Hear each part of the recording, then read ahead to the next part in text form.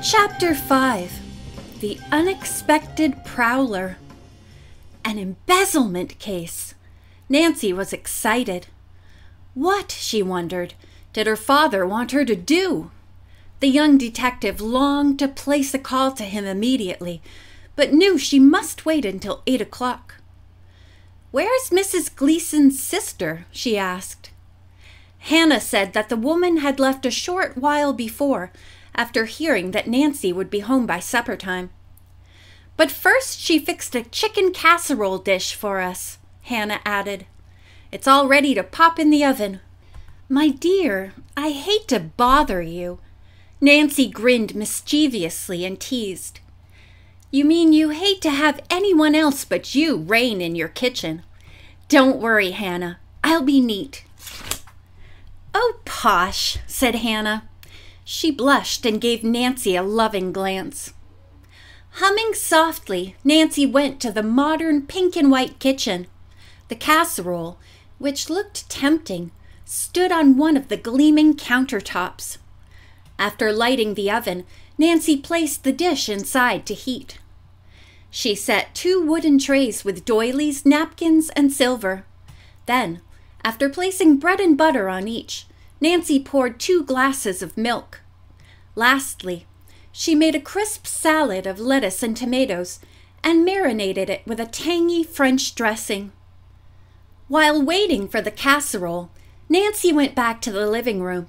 Hannah was reading the evening paper. "You're a wonderful help, dear," the housekeeper said gratefully, looking up. "Tell me, did you enjoy your vacation?" "It was lovely," said Nancy, and described the resort. She then told Hannah of the adventure on Twin Lakes and of Laura Pendleton and the Aborns. "Hannah, wouldn't it be nice if Laura could visit us sometime soon?" "It certainly would." By now their supper was ready, and Nancy brought it in on the trays. After they had eaten, she put the dishes in the washer, then helped Hannah, who was using crutches, upstairs to bed. Nancy then went out to put her car in the garage and returned to the house just as the clock was striking 8. She went to place the call to Carson Drew. Nancy looked at the series of numbers on the slip of paper Hannah had given her. 942 HA5 4727. She dialed the long-distance number, and after one brief ring, the phone on the other end was picked up. "Hotel Williamston," the switchboard operator answered. "May I speak with Mr. Carson Drew?" his daughter requested. "One moment, please." There was a pause, then the operator's voice said, "I'm sorry, but Mr. Drew checked out this evening." "Did he say where he was going?" Nancy inquired in amazement. The desk clerk said no. Nancy thanked him and hung up, feeling oddly upset. It was unlike her father to change his plans without calling home to tell where he would be. Could anything have happened to him, she wondered? Since Hannah was asleep, Nancy did not awaken her to discuss the matter. Leaving on a light in the lower hall, she went to her own room and unpacked, deep in thought. As she hung up her dresses in the closet, the young sleuth wondered if her father might be following a new clue in another city. Deciding that this probably was what had happened, and that she would hear from her father the next morning, Nancy felt reassured, took a bath, and went to bed. She fell asleep almost immediately.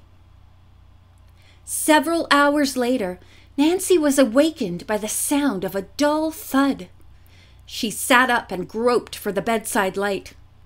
Turning it on, she got out of bed and slipped into her robe and slippers.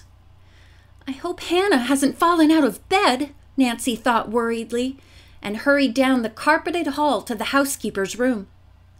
Peering into the bedroom door, Nancy saw that Hannah was sound asleep.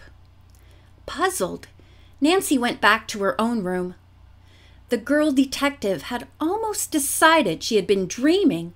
Then she heard an even louder noise. The creaky window in the ground floor library was being opened. Someone was entering the house. Alarmed, Nancy decided to call the police and tiptoed to the bedside telephone in Mr. Drew's room. When the sergeant answered, she told him she would unlock the front door. Nancy tiptoed quietly down the stairs. Upon reaching the ground floor, she eyed the closed door of the library, located at the far end of the living room. Not a sound came from the library, which Mr. Drew used as a study. With bated breath, Nancy moved toward the front door and opened it. At that instant, the library door was flung open. A man's dark figure was outlined in the doorway. Nancy's heart skipped 3 beats. As Nancy debated whether to run outdoors or upstairs, she heard a loud chuckle. At the same time, a table lamp was turned on. "Dad!" cried Nancy in disbelief, as color flooded back into her face. "Is it really you?" "Of course," said Carson Drew, a tall, distinguished-looking man who right now seemed a little sheepish. He placed the briefcase he was carrying on a table, then walked toward Nancy with outstretched arms. His daughter rushed into them and gave Mr. Drew a loving kiss. "You're the best-looking burglar I've ever seen," Nancy declared, and told her father of fearing the house was being entered. Then she clapped a hand to her face. "The police! I notified the police when I heard the window creaking open." At that very moment, father and daughter heard a car stop outside. 2 policemen rushed in. "Where's the burglar?" "Right here," Mr. Drew confessed. "I forgot my house key. Sorry to put you to this trouble." The policeman grinned and one said, "I wish all our burglary cases were solved this easy." A few minutes later, the officers left. Mr. Drew explained to Nancy that he had hesitated about ringing the doorbell and disturbing Mrs. Gruen and Nancy. Recalling that one of the windows in the library did not close completely and needed repair, he removed the screen and opened the window. "I'm sorry I scared you. I flew home tonight rather unexpectedly and didn't have a chance to let you know, Nancy." "Has there been a new development in your embezzlement case, Dad?" she inquired. Mr. Drew nodded. "Yes, but since it's late, I suggest we both go to bed. We can talk about it in the morning." Nancy stifled a yawn. "Good idea," she agreed. Father and daughter turned off the lights and went upstairs. Both slept soundly until 8 o'clock the following morning, when Nancy was awakened by Hannah. "Get up, sleepyhead," said the housekeeper. Teasingly, she prodded Nancy's foot with the tip of a wooden crutch while leaning on another one. "It's a beautiful day." Nancy jerked awake, rubbing her eyes. "Hannah," she gasped. "What are you doing up?" The housekeeper smiled. "One day of staying off my feet will keep me well for a year," she declared. "Besides, I feel fine this morning." "But Mr. Darby said—" Nancy began. "Stuff and nonsense," Hannah replied tartly. "He left me these crutches to use, and that's what I intend to do with them. Nancy, is your father home? I noticed his door is closed." "Yes, Hannah." Nancy related the burglar scare. The housekeeper smiled in amusement. Then, with a swish of her skirt, she turned and clumped out of the room. She paused at the door, winked at Nancy, and said, "Pancakes and sausages at 8:30. And you tell your dad that I'm going to squeeze some extra juicy oranges." Mr. Drew was awake also. Nancy could hear the buzz of his electric razor. It was good, she thought, for the little family to be home again. In half an hour, they were seated in the cheerful breakfast room. As they began to eat, Mr. Drew caught up on the latest news and listened with concern to the story of Nancy's 2 storm adventures. "I'm grateful that you're here safely beside me," he said gravely. When the lawyer heard about Laura Pendleton and the Aborns, he frowned. "I agree with you, Nancy. It does sound strange," he said. But you should not interfere with Laura and her guardians unless she asks you to. They may turn out to be very nice people."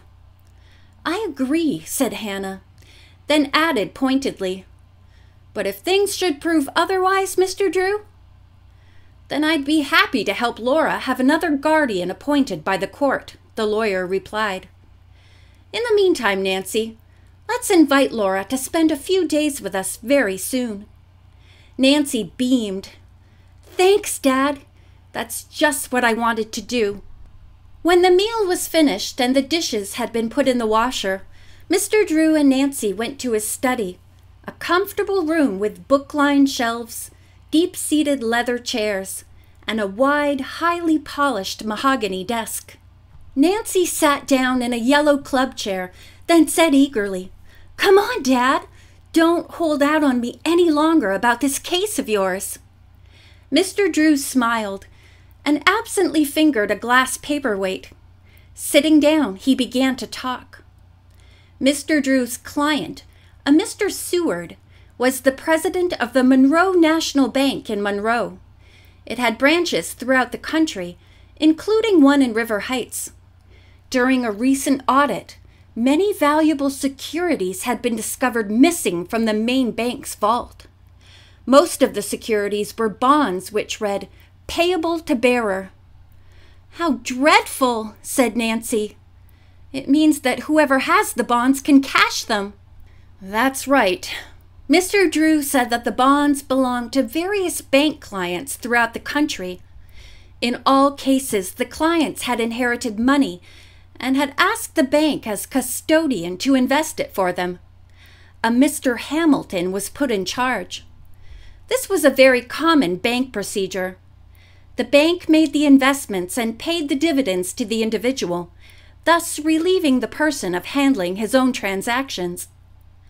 "I was called in on the case," Mr. Drew said, "by Mr. Sill, manager of our River Heights branch, when Mr. Seward advised him that a number of the missing securities belonged to residents in our community. Mr. Seward felt this was an odd coincidence." "It is," Nancy agreed. "Have you any idea who might have taken the property?" Mr. Drew said no. So far the evidence pointed to Mr. Hamilton, although the man was a highly trusted officer. "What about the people who work in the vault?" Nancy asked, wrinkling her forehead. "They're being checked on now. Most of these employees have worked for the bank a long time, however. At present, 2 of them are on vacation, so the investigation may take some time." "Couldn't you find out where they were?" Nancy asked. "We've tried that," her father replied, "but they're not at their homes and the neighbors don't know where they're vacationing. We'll just have to wait until the men get home." "I see," Nancy agreed. "The main thing is," said Mr. Drew, "that Mr. Seward doesn't want any publicity about the theft. The bank will continue to pay dividends to the security holders, of course. My assignment is to find the missing property and the guilty person." "A big order," said Nancy. "How are you going to do this?" Carson Drew said that he was presently checking on employees other than Hamilton who worked in the custodian department. Also, he was trying to find out if there might be a tie-in between the thief and one or more of the persons whose property was missing. "There must be several people behind this theft," the lawyer explained. "It's pretty difficult in these times to rob a bank, with all the security measures they employ. Nothing is impossible, however, if a plan is well worked out." "Sounds like an exciting case, Dad," said Nancy. "What can I do to help?" In reply, Mr. Drew gave Nancy a slip of paper with 4 names on it and their corresponding River Heights addresses. They were Mr. William Farley, Mr. Herbert Brown, Mrs. John Stewart, Mr. Stephen Dowd. None of the names was familiar to the young detective. "These are the local people whose securities are missing," Mr. Drew said. "Think of some reason to meet these people," he directed. See what kind of homes they have and try to get an insight into their characters. This is a very vague assignment, but I feel you may find out something incriminating about one of them. You see, we have to be very careful not to arouse suspicion in a case of this type." "I'll do my best," Nancy assured him. "The out-of-town names I'll check myself," her father explained. "They live in various large cities around the country, so I'll have to be away a good bit during the next few weeks." "I'll get busy on these names right away," Nancy said. She gave her father a quick hug. "You're an old dear to let me help you." "Promise me you'll be careful," the lawyer warned. "An embezzler can be a dangerous person. And in this case, whoever is behind the thefts is playing for big stakes." The young sleuth said she would take every precaution. As Nancy stood up, the telephone rang. "I'll get it, Dad," she offered, and hurried to pick up the receiver of the hall phone. A low-pitched feminine voice said tersely, "Nancy? Nancy Drew?" "Yes, this is Nancy speaking." As she held on, waiting for the caller's identification, she heard sounds of a scuffle on the other end of the receiver. This was followed by a cry of pain and a loud crash. End of chapter 5.